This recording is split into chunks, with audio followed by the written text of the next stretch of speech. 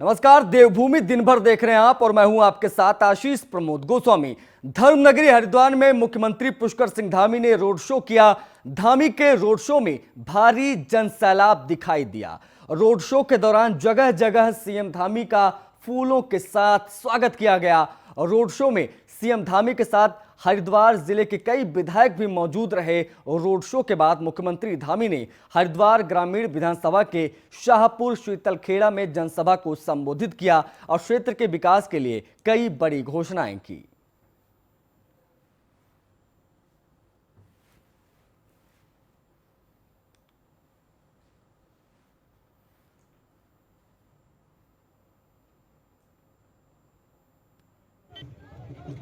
तो धर्मनगरी में सीएम का रोड शो हुआ है और रोड शो में जो जनसैलाब उमड़ा उसकी तस्वीरें हम आपको दिखा रहे हैं। हरिद्वार में चुनाव नजदीक है, उससे पहले यह रोड शो कई मायनों में अहम हो जाता है और तस्वीरें देखिए किस तरीके से जनसैलाब वहां पर उमड़ा।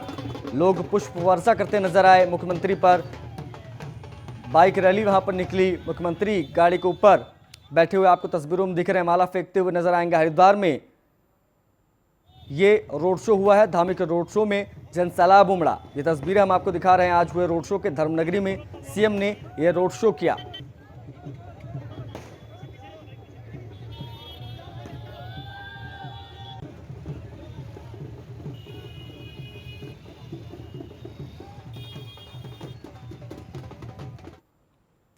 मुख्यमंत्री पुष्कर सिंह धामी ने सरबे चौक स्थित ऑडिटोरियम में मेगा स्वरोजगार योजना का उद्घाटन किया है।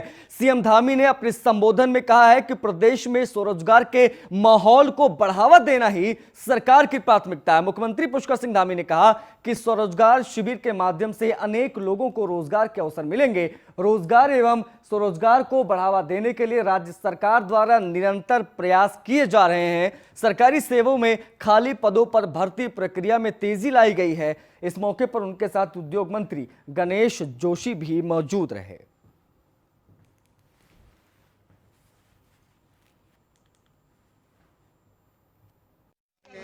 जो स्वरोजगार मिले हैं वो निश्चित रूप से हमारे प्रदेश के बहुत सारे ऐसे नौजवान, ऐसी बहनें जो अपना रोजगार करना चाहते हैं, अपने रोजगार को स्वरोजगार के माध्यम से पाना चाहते हैं, करना चाहते हैं, लोगों को भी रोजगार देना चाहते हैं। तो इस प्रकार के मेलों से निश्चित रूप से उन सभी को लाभ मिलेगा और हमने कहा है कि इस पर सरलीकरण की प्रक्रिया अपनाई जाए और जो लोग अपना स्वरोजगार करना चाहते हैं उन सभी को ज़्यादा न भटकना पड़े। सरकार के बढ़ते आगे, उत्तराखंड राज्य में अक्टूबर माह बेहद खास होने जा रहा है। 1 अक्टूबर को जहां केंद्रीय रक्षा मंत्री राजनाथ सिंह उत्तराखंड आ रहे, वहीं प्रथम सप्ताह में ही पीएम नरेंद्र मोदी के ऋषिकेश और केदारनाथ यात्रा प्रस्तावित है।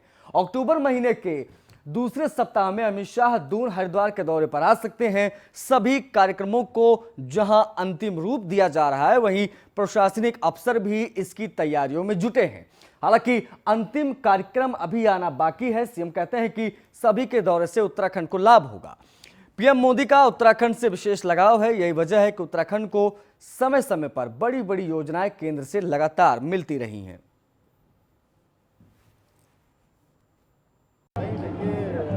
प्रधानमंत्री जिस प्रकार से उत्तराखंड के लोग और उत्तराखंड से जिस प्रकार से प्रधानमंत्री जी का जुड़ाव है, एक भावनात्मक उनका लगाव है और जल्दी उनका दौरा प्रस्तावित है, क्योंकि पिछले कोरोना महामारी के कारण से आ नहीं पाए तो जल्दी ही आएंगे और निश्चित रूप से जब भी आएंगे तो उत्तराखंड को तो वैसे ही जो है हमेशा उन्होंने इतना काम किया है कि भूतों में भविष्य थी और आगे भी हमारी सब इच्छाएं निश्चित रूप से प्रधानमंत्री। तो चार धाम में श्रद्धालुओं की संख्या बढ़ाने के लिए प्रदेश सरकार हाई कोर्ट से अनुरोध करने जा रही। जी हां, मुख्यमंत्री पुष्कर सिंह धामी का कहना है कि वर्तमान में चारों धामों बद्रीनाथ, केदारनाथ, गंगोत्री और यमुनोत्री में दर्शन के लिए निर्धारित की गई संख्या काफी कम है। कोविड प्रोटोकॉल का अनुपालन करते हुए ज्यादा से ज्यादा लोग चार धाम में दर्शन कर सकें, इसके लिए तय संख्या के मुताबिक बढ़ोतरी आवश्यक है।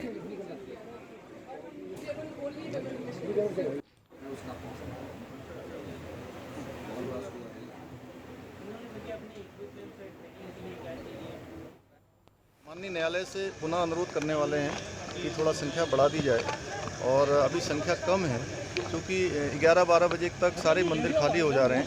तो माननीय न्यायालय में हमारी तरफ से जल्दी है, इस पर हम तो अपना जिस प्रकार की वस्तु स्थिति है उसको वहाँ रखकर हम अनुरोध करेंगे कि उसको सर, बड़े पैमाने पर यात्री आ रहे हैं तो सरकार की प्रशासन की व्यवस्थाएं इतनी बेहतर है। हम देख रहे हैं कि 20 अक्टूबर तक समय नहीं है वहाँ लोगों अभी बहुत बड़ी संख्या में लोग आना चाहते हैं और लेकिन उसमें कोरोना और तमाम चीज़ों का ध्यान रखते हुए सरकार समुचित व्यवस्था कर रही है।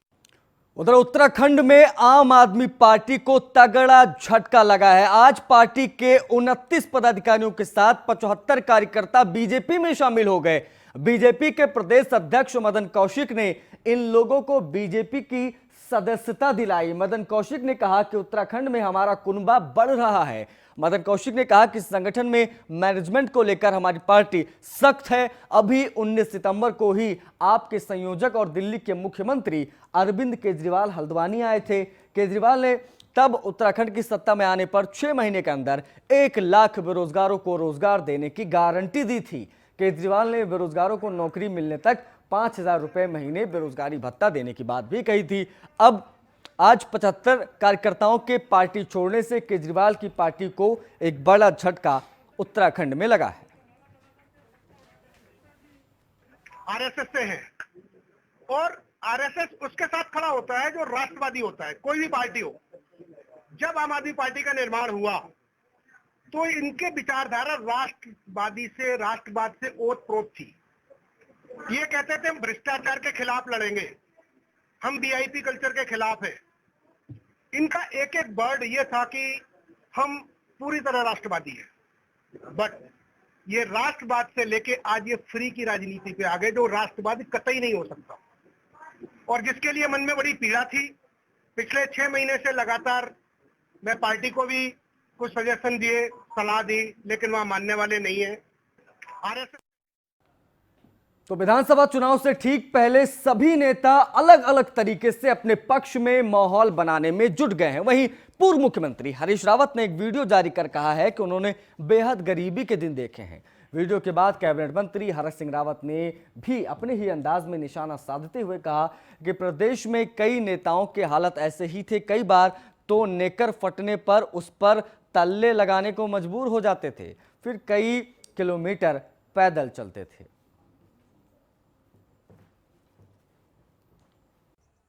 चौथी माँ का बेटा, 2 माँ पहले मर गई, एक बड़ी माँ की केवल बेटी थी।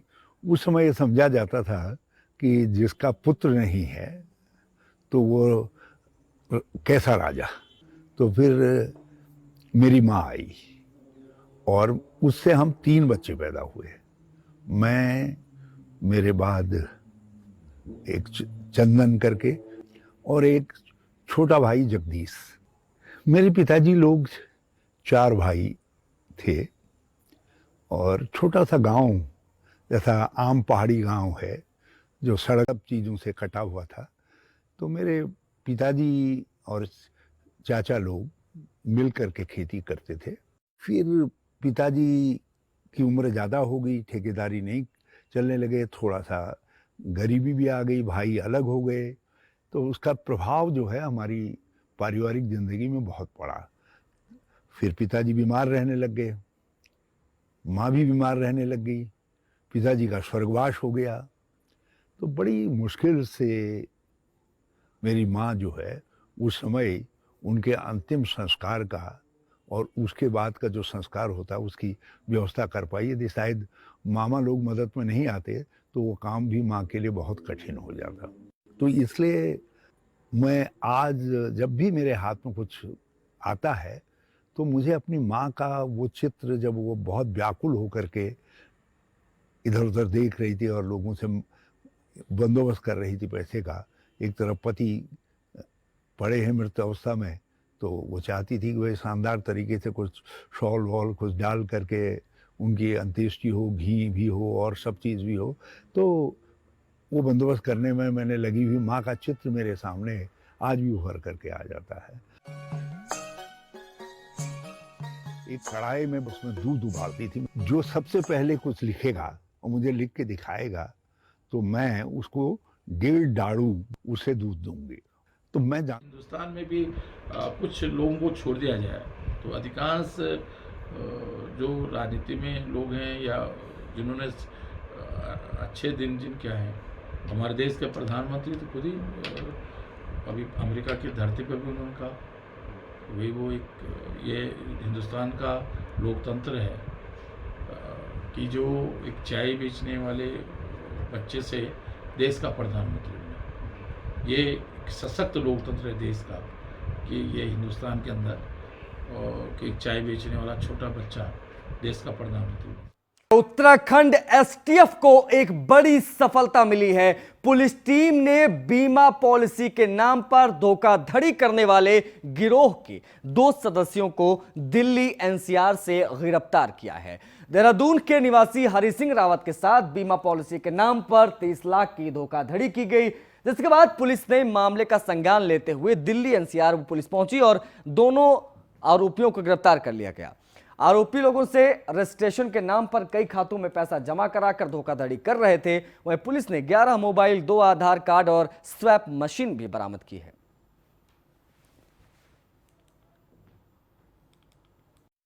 स्टेशन पर देहरादून निवासी है जो एक्स आर्मी में भी है और उनके द्वारा शिकायत की गई थी कि उनकी बीमा पॉलिसी जो मैच्योर हो रही थी उस पर अधिक धनराशि इंटरेस्ट मिलने के लिए विभिन्न शुल्क वगैरह देते हुए करीब 30 लाख रुपए जो है उन्हें विभिन्न अकाउंट में बताए गए अनुसार उन्हें ट्रांसफ़र कर दिए। धोखाधड़ी की जानकारी मिलने पर साइबर क्राइम पुलिस स्टेशन पर मुकदमा दर्ज किया गया था। व्यक्तियों को गिरफ्तार किया गया था जिनसे जो लगातार इस ठगी के संबंध में जिनके बैंक अकाउंट और खातों में पैसे भी जा रहे थे और साथ ही साथ जिन मोबाइल नंबरों का प्रयोग करते हुए उनमें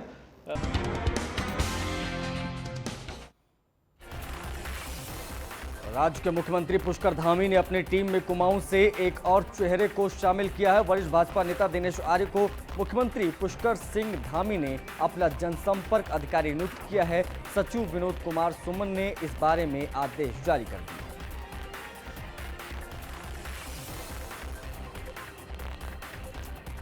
हरिद्वार में पूर्व स्वास्थ्य मंत्री सुरेंद्र सिंह नेगी ने महंगाई, बेरोजगारी, अवैध खनन और सड़कों की बदहाल स्थिति के लेकर प्रदर्शन किया। नेगी ने सरकार को चेतावनी दी है कि 15 दिन के अंदर कोई सकारात्मक कार्रवाई नहीं की गई तो एक विशाल जनसैलाब सड़कों पर उतरने के लिए मजबूर होना पड़ेगा।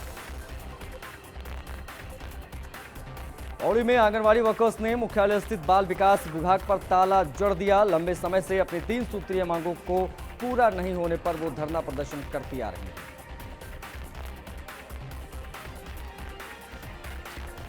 डोईवाला में विधायक विनोद चमोली की मध्यस्थता के बाद राशन विक्रेताओं की हड़ताल समाप्त हो गई है और अब सभी विक्रेताओं को 10 दिन के अंदर किराया और लाभांश सरकार की तरफ से दिया जाएगा। वहीं हड़ताल खत्म होने की घोषणा के बाद सभी गोदामों से सरकारी खाद्यान्न उठाने शुरू हो जाएंगे।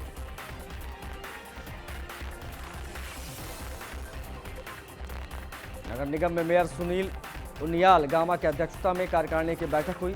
बैठक में नगर निगम की तरफ से किए जा रहे विकास कार्यों पर चर्चा की गई। साथ ही ये भी तय किया गया कि पार्षदों द्वारा 4 ग्रुप बनाए जाएंगे जो शहरी विकास पर फोकस्ड रहेंगे। लालकुआं पहुंची प्रदेश कांग्रेस सचिव हस्ती बिष्ट ने भाजपा सरकार को घेरते हुए कहा कि भाजपा शासन में समाज का हर वर्ग परेशान है। महंगाई आसमान छू रही, वहीं आज बेरोजगारी भी चरम पर है।